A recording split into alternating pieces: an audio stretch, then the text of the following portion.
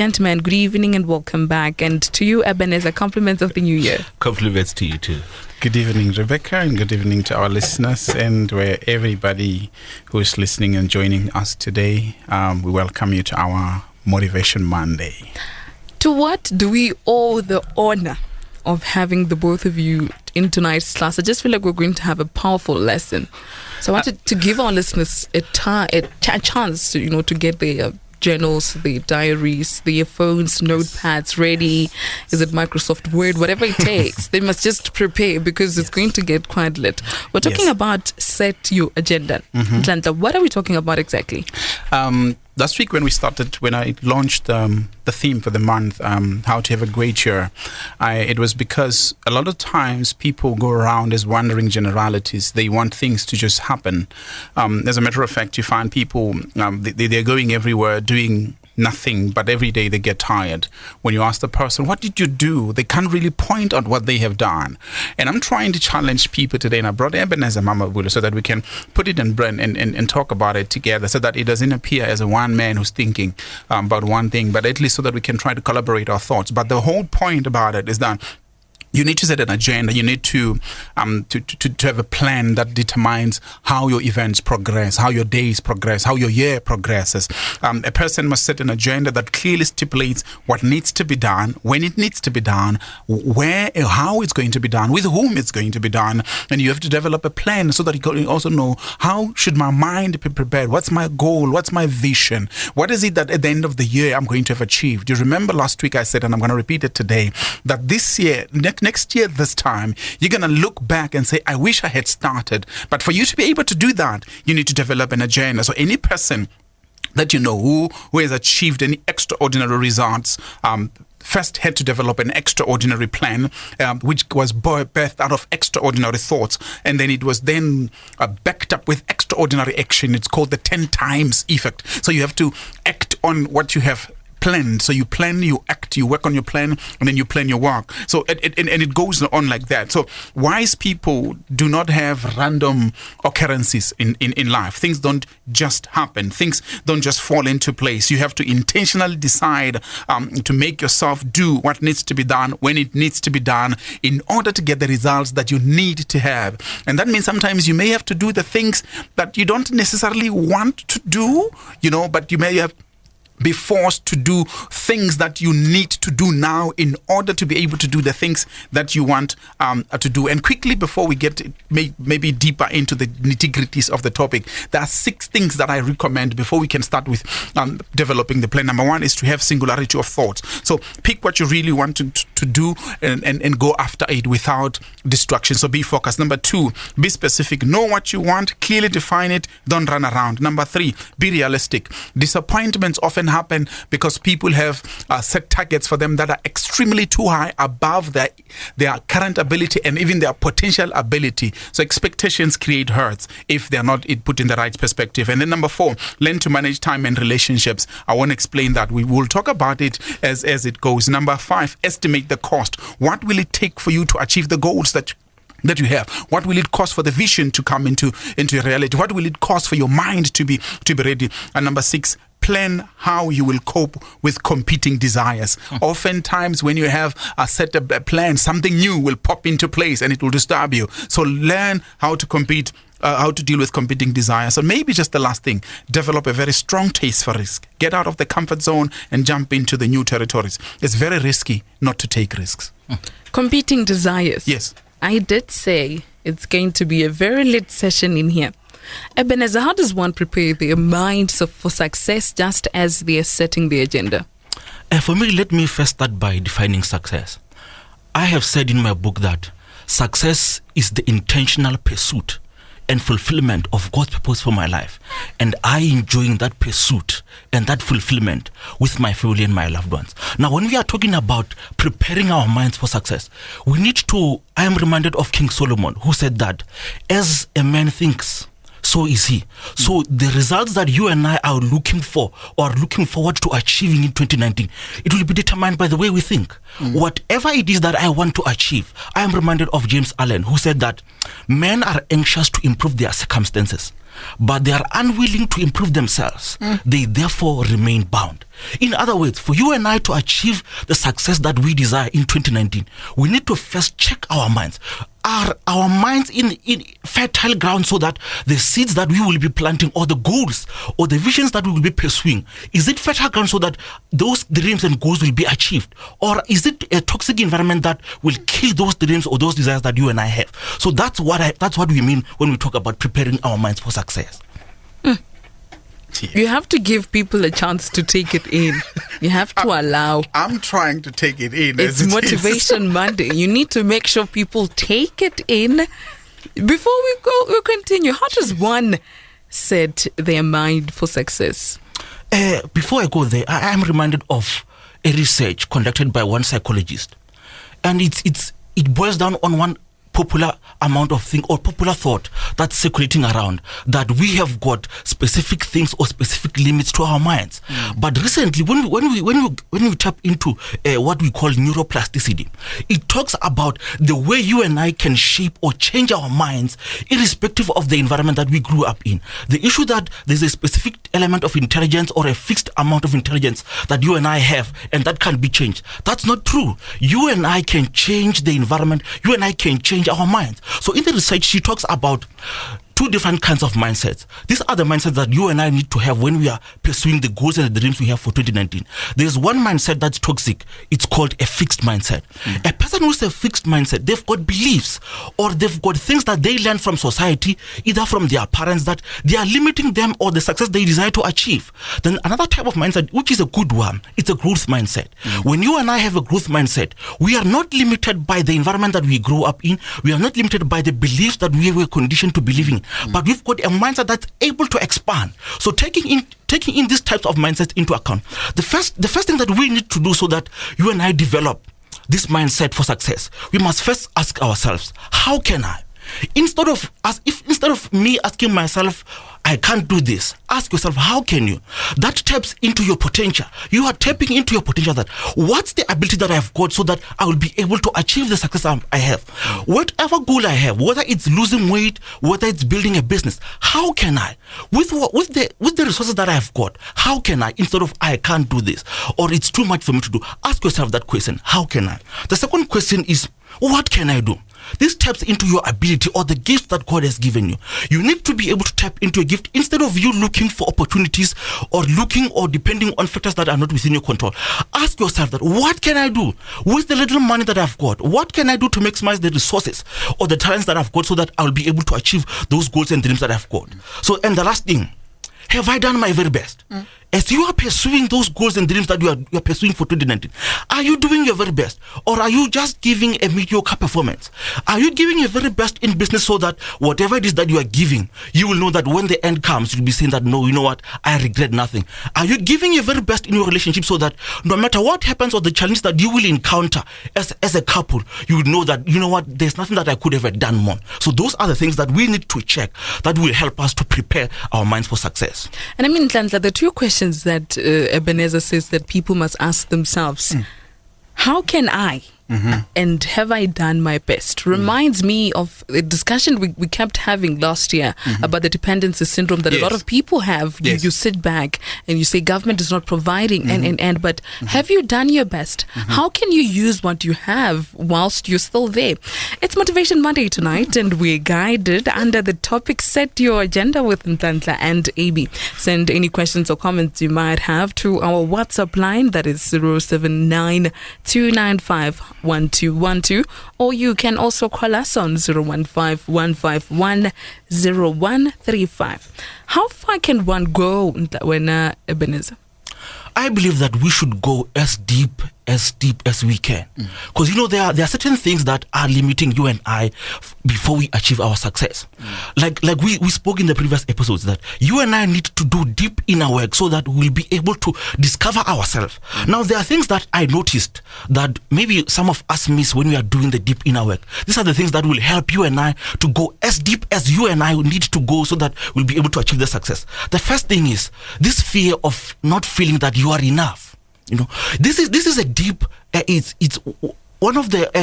I forgot who the psychologist is, but she discovered that the biggest sickness that's limiting you and I from achieving the success, or the most common thing that always sabotages our success, is feeling that we are not enough.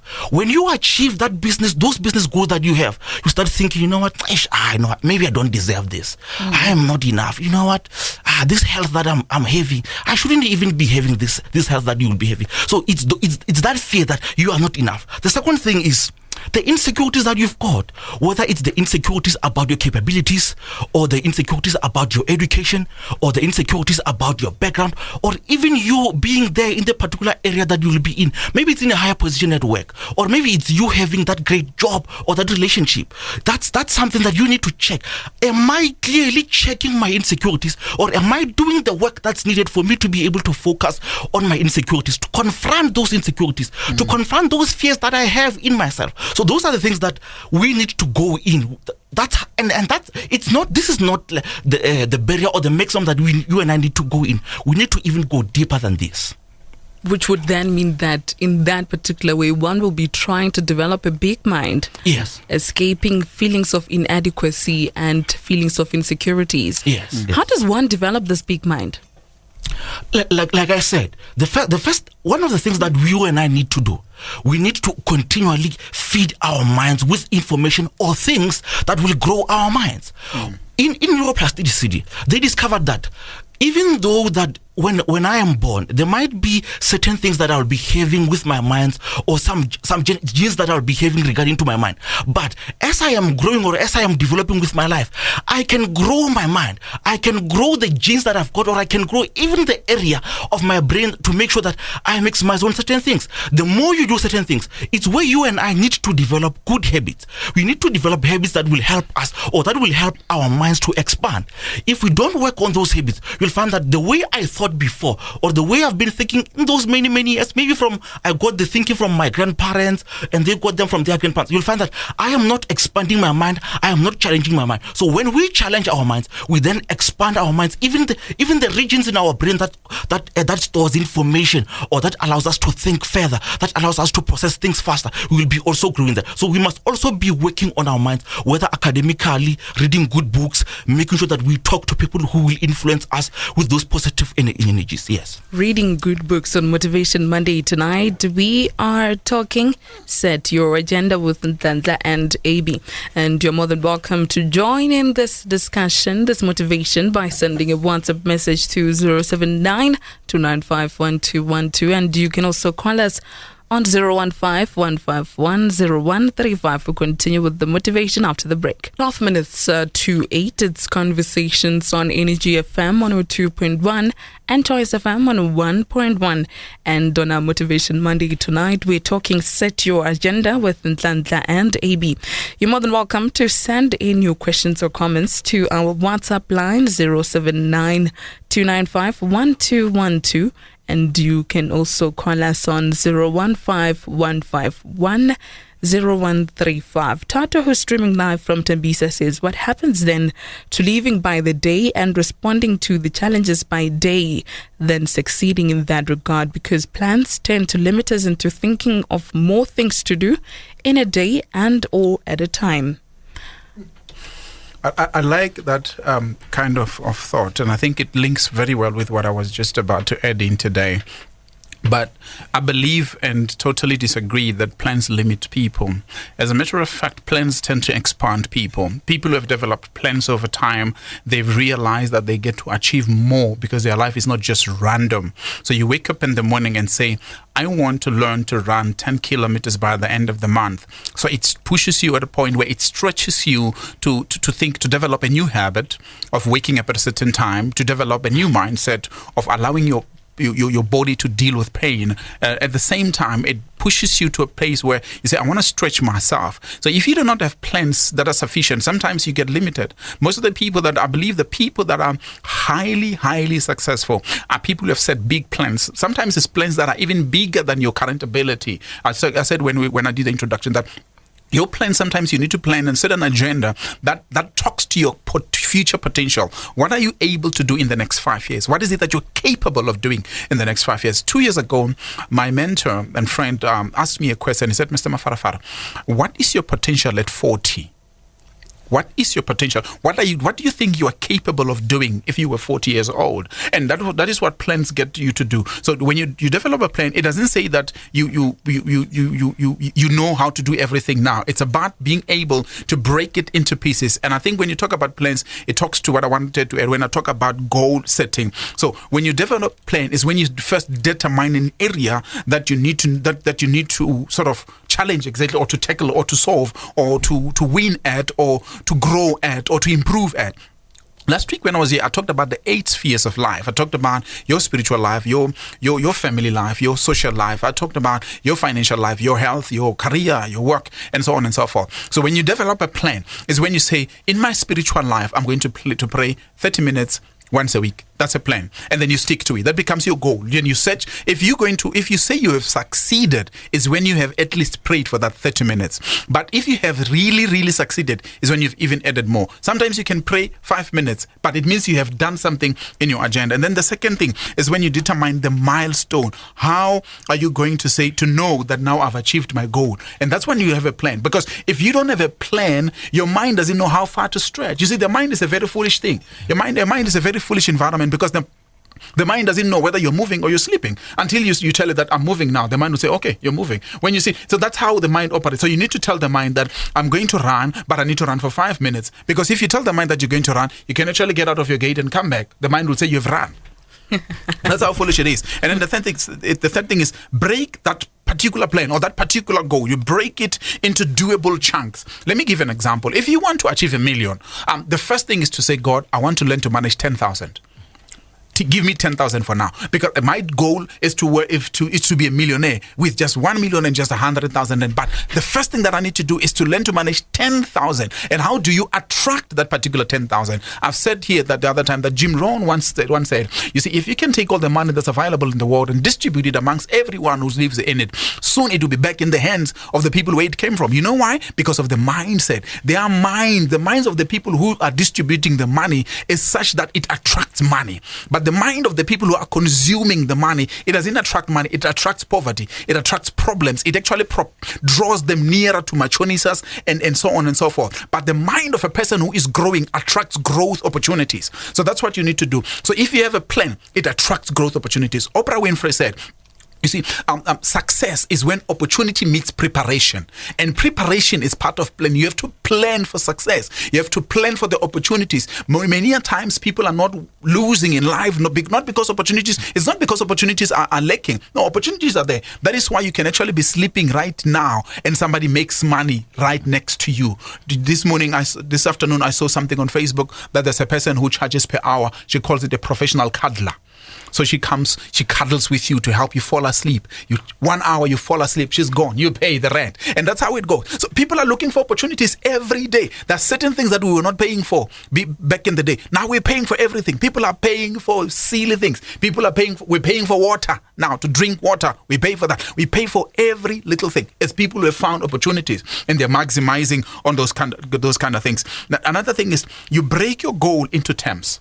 If you're going to be a millionaire, in the next 2 years, what activities are you going to do that will draw you closer to being a millionaire? In the next 4 years, what activities are you going to do that will bring you closer to being a millionaire? If you become a millionaire halfway towards the goal, what will be the next goal? So you must be able to, after you've set the term, then you set a new target. There should be a place where you say, now I'm reviewing what I have done. So look at your life right now, that I'm going to succeed in 2019 in 1, 2, 3, 4, 5. I want to run 3 marathons I'm giving for those who want to run. I want to lose 10 kilograms. What happens in 6 months? What happens if you lose 10 kilograms in 3 months? What maintenance games are you going to put into that? Because your mind will say, you've achieved your goal, relax.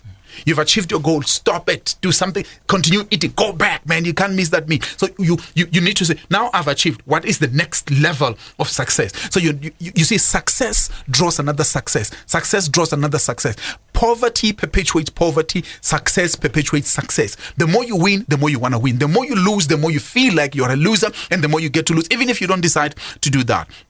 Another thing is you tell someone about your goals.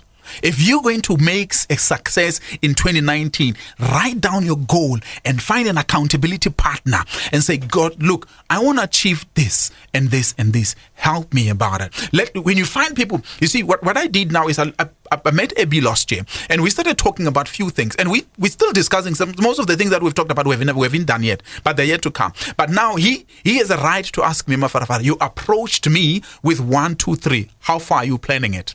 And I have a right to now ask him, Abby, you said you're going to do 1, 2, 3. How far are you? Most of the time that people fail at their goals, they set good goals, they have good plans, they've got good strategy, they've got good mindset, but because they never told anybody, they don't feel like doing it. You see, a goal can intimidate you. A good goal will intimidate you. But because the fact that the goal intimidates you, then you realize, I can't do this. But because nobody knows about it, you can actually give yourself excuses. But when people start to know about what you do, there's this guy who says, sometimes when you have a big goal and you realize that your ability is not yet there, announce it in public. Announce it in public so that it will embarrass you not to do it. It's not a good way to do it. But if you know that you really need a public push, sometimes you have to do that. If somebody said, don't announce your plans, we only announce the result. Sometimes you are forced because you realize, if I don't do it, I won't do that. And then set priorities. I mentioned earlier that you need to be able to know how to deal with competing priorities. You see, if you don't know what is urgent, if you don't know what is first, if you don't know what is last, you will find yourself mixing masala and you will have a big problem. Know what time it is. Know what time it is. Know what time it is in your goal. Know what time it is in your life. Know what time it is in your season of maturity. Know what time it is in your season of it within the development spheres or stages of your goal. No, this is the time for me to consult. This is the time for me to relax. This is the time for me to review. This is the time for me to act and then put action. Put action. Act on it. Maybe the last thing is decide on your losses. Know your losses, and you need to be able to count your losses. You see, what is it that you're willing to let go?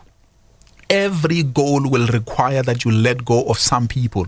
Every goal will require that you let go of some attitude and some habits and some behaviors. But you need to learn to let go of certain things. I think it's quite profound what you just said, Nhlanhla, especially in light of the question we got from Tato, who felt as though when you set goals, it's like you're restricting yourself because then you can't think outside of the goals that you've set. And I think 3 things that you highlighted in what you just said is that you plan, but you don't leave it at that. You review, and if needs be, you reconstruct. Yes. But let's get to the messages that we're getting here. Geneva from Teflop says, the gentlemen are on fire. They're doing exceptional work. May the good Lord continue to bless their journey on motivating people to change their lives. It's talks like these that helps us to push for that success without hanging on people but ourselves. And T. Nkosi says, good evening. If I'm not acting in what I'm thinking about, it means it won't happen or it would not be achieved. Yes. That's the thing. You see, and here's the story. Your mind is not meant for storage. Your mind is for creativity. You use your mind to create things, you start doing them. If you keep on storing things, they become junk in your mind. And Tikosi actually wants to know, if they're not acting on the things that they're thinking about, does it mean it will not happen? Yes. Or it will not be achieved? One thing is that, the thoughts that we have, I just forgot the exact number, but we've got more than a couple of thousand thoughts that are passing through our minds every day. And you'll find that if you don't act on a particular idea that you've got, someone somewhere will act on that thing. You'll find that the very same person, the people who were first thinking about the social media networks, some of them never acted on those things, but someone came in and acted on those thoughts. So make sure that whatever thought or idea that you've got, immediately act on that idea. Even if you fail, you'll fail knowing that I did my very best. So make sure that whatever it is, make sure that those ideas that you've got, act on them. I'm not sure where the time has gone to, but Ebenezer, what are your closing comments before we get the quote from Nhlanhla? I would say that, let me quote one of my mentors, a man who's always challenging me to think about my mind. He's got 2 things that he's saying that we need to check with our lives. The first is the situation. He says that you and I are in danger of living a life so comfortable and so soft that we will die without ever realizing our full potential. So make sure that each and every day, when you are shaping your mind, when you are challenging your mind, make sure that your purpose or the goal that you've got is to make sure that you expand the way you think. The last thing, he says that you and I have got one mission in life, which is to unshackle our minds, to ditch the victim's mentality, and to make sure that all of the aspects that are in our lives, we achieve those goals. So in closing, I would say that let us continue working on our minds and let us break those shackles or those limiting beliefs that we've got from others and the society that we are in, so that we'll be able to succeed. So comfort deprives unleashing one's full potential. Yes. Nhlanhla? In closing, there's a lesson that I learned from Napoleon Hill. He said you must learn to play a trick on your mind. Make your mind believe what you want it to believe because you believe in it. And how do you do that? One comes to believe whatever he repeats to himself, whether the statements are true or false. And in closing, just one statement just to let our family go and think about. Whatever you spend your time exposing yourself to will eventually become part of your life, whether you act on it or not, as long as you expose your mind to it. On that closing note, Nhlanhla, in a few seconds, we have a rather concerning message here. Evening, Sister Rebecca, and to the motivators. I have a challenge which is deeply affecting me called poor self-image. How best can I deal with the situation? It will take time for me to answer that. It would be, if possible, can they link on my Facebook, Nhlanhla Farafara? I'm going to load a podcast on the mind that we've talked about, that mirror imaging, so that they can actually start thinking about that. And then the 4 podcasts that they can find there will enable her or him to deal with all those mentalities that she's talking about, and in a very, very, very good way. And I'll also link him to the podcast on doing deep inner work. Think about what you're thinking about, doubt your doubts, and believe your beliefs. Your contact details, gentlemen? Nhlanhla Farafara. They can find me Nhlanhla Farafara on Facebook. They can also email me at info@farascreations.co.za. And for me, WhatsApp 071-639-7807, and on the social medias it's Ebenezer Mabolo. And don't forget that for this upcoming 66 days I'm off Facebook and Instagram, so if you want to reach me directly, check me out on WhatsApp. Did you share your number? Yes, my number 071-639-7807. All right, gentlemen, thank you for the powerful session. We'll see you when I see you. Thank you. Coming up next on Energy FM is Agrili Chopo, and on Choice FM is Stanley. And a big thank you goes to my producer, Mami Morash. We'll meet again tomorrow evening, same time, same place, with more conversations. God willing, good night.